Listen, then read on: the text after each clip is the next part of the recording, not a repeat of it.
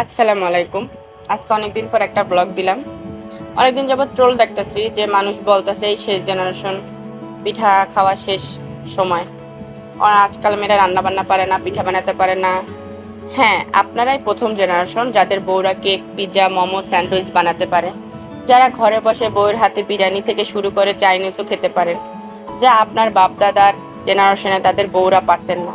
তবুও তাদের এত অভিযোগ ছিল না। কিন্তু আপনারা তো সেই প্রথম অকৃতজ্ঞ জেনারেশন যাদের সারা বছর বউয়ের হাতের খাবার ছাড়া চলে না। শুধুমাত্র পিঠার জন্য ফেসবুকে এসে বলেন জেনারেশনের কি কিসমত ভালো না। আপনারাই প্রথম বেকুব জেনারেশন যারা জানে না বউয়ের কাছে কিভাবে আবদার করতে হয়, আদায় করে নিতে হয়। এমন জেনারেশনকে কে কষ্ট করে পিঠা খাওয়াবে বা খাওয়ায় বা কি লাভ? ভবিষ্যতে এরা বুড়া হলে বলবে আমাদের বউরা বিয়ার বানাতে জানতো না। আসলে ভাই, এগুলা কিছু কিছু পুরুষের ক্ষেত্রে প্রযোজ্য, সব পুরুষের ক্ষেত্রে না। আমাদের এখন তথ্য প্রযুক্তির যুগ। বা আগের দিনে মানুষ বাটনা বাটনি করতো, বা ঢেকিতে করতো, ঢেকিতে ধান ভানতো, বা ঢেকিতে চালের গুঁড়া করতো। এখনকার মানুষ ধরেন সব কিছু আপডেট। ব্যালেন্ডার ধরেন যে কাজটা করতে আমার 1 ঘন্টা 2 ঘন্টা লাগতো, সেই কাজটা আমি এখন 5 মিনিটে করে ফেলাই। আবার এখন গ্যাসের চুলায় রান্না হয়, চুলায় মানুষ লাকড়ি জ্বালানো, চুলা জ্বালানো অনেক ঝামেলা ছিল। এখনকার মানুষ গ্যাসে রান্না করে। তারপর ধরেন কাজের লোক থাকে, হেল্পিং হ্যান্ড থাকে, তারা ধরেন সাহায্য করে। এরকম করে আস্তে আস্তে ধরেন মানুষ দিনের পথে অগ্রসর হয়। বা ধরেন মানুষ বুঝতে পারে যে আসলে যত তাড়াতাড়ি কাজটা করে আগানো যায়। আগের দিনের মানুষের ঘর ভরা মানুষ ছিল।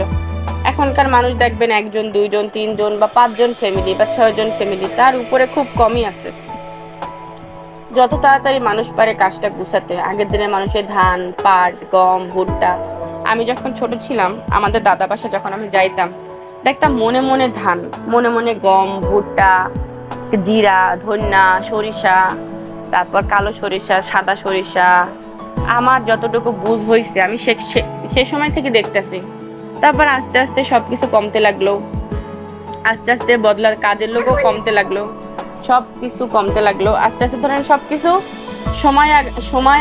সময় আগাচ্ছে, আর ধরেন মানুষও বদলাচ্ছে, তাই না? তাই এখানে কেন পারবে না পিঠা বানাতে? ঢেকি স্বর্গে গেলেও ধান ভাঙে। এই দেখেন, আজকে আমার জামাই চাইছে ভর্তা ভাত খাবে, তার জন্য আজকে আমি ভর্তা ভাত করতেছি।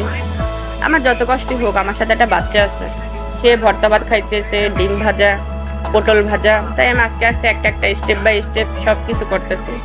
ঘুম থেকে সকাল 9টা বাজে উঠছি। 9টা বাজে উঠে আমি 5টা মিনিটও বসি নাই কোথাও, শুধু আমি 1 কাপ চা খাইছি। তারপরে যদি কিছু কিছু মানুষ বলে যে উমুক সুমুক, সেটা আসলে কি তখন উত্তর না দিয়ে পারা যায় না। তখন বলবে কি মেয়েটা বেয়াদব, মেয়েটা ভালো না। আসলে কি ভাই, একটা মেয়ে কার জন্য করে বলেন? একটা মেয়ে তার বাবা মার জন্য করে, তার ভাই বোনের জন্য করে না, নিজের ফ্যামিলির জন্য, নিজের দেওর, ভাসুর, ননদ, যা, স্বামী, সন্তান, তাদের জন্যই তো করা হয়, তাই না? তারপরে যদি মানুষ বলে যে কি করে, কিছুই করে না, শুধু খায় আর ঘুমায়, তখন কি কেউ উত্তর না দিয়ে পারবে বলেন? তখন উত্তর দিতেই হবে, কিছু করার নেই। তখন বলতে পারে, তখন পদবিটা চেঞ্জ হতে পারে যে মেয়েটা বেয়াদব, বাবা মা কিছু শিখায় নাই। আসলে ভাই, বাবা মা অনেক কিছু শিখাইছে, কিন্তু সেগুলোর আপনারা যোগ্য না। তাই বাবা মা যেটা শিখায় নাই, যেটা আপনাদের থেকে শিখছি, সেটাই আপনাদের বলতেছি। এখানে যদি আপনাদের গায়ে লাগে, আমার কিচ্ছু করার নাই, কারণ আমার গায়ে অনেকবার লাগছে। আমি তখন চুপ ছিলাম, কিন্তু বারবার তো আমি চুপ থাকবো না। আমার বাবা মা আমাকে কি শিক্ষা দিয়েছে, সেই শিক্ষার লোক আপনারা না। তাই আপনাদের শিক্ষাটা আপনাদের কাছে বলাটাই উত্তম। এই দেখেন, সব কিছু তৈরি করছি, গুছাইছি, গুছগাছ কইরা ভাত খাইছি, ভাত টাত খাইয়া বসছি। বিকাল হয়েছে, এর মধ্যে জামাই বলতেছে সেমাই খাবো, নবাবের সেমাই। এই আবার চলে আসলাম নবাবের সেমাই রান্না করতে। এই সেমাইটা ভাজলাম, ভাজতে ভাজতে ভাজতে ভাজতে আর এক চুলায় খিরিসাটা দিছি। খিরসাটা তৈরি হয়েছে, তৈরি হইয়া একটা বলে ঢালছি, ঢাইলা বাটিতে ঢাইলা ফ্রিজে রেখে দিচ্ছি। সন্ধ্যার পর জামাই আসছে, জামাইকে আবার দেওয়া হয়েছে। এরপরে যদি বলেন আপনাদের বউরা কিছু পারে না, তাহলে আপনারা নিজেরাই বোঝেন যে আপনারা কত বড় অকৃতজ্ঞ, চাইতে বড় অকৃতজ্ঞ। আল্লাহ হাফেজ, টাটা, বাই বাই।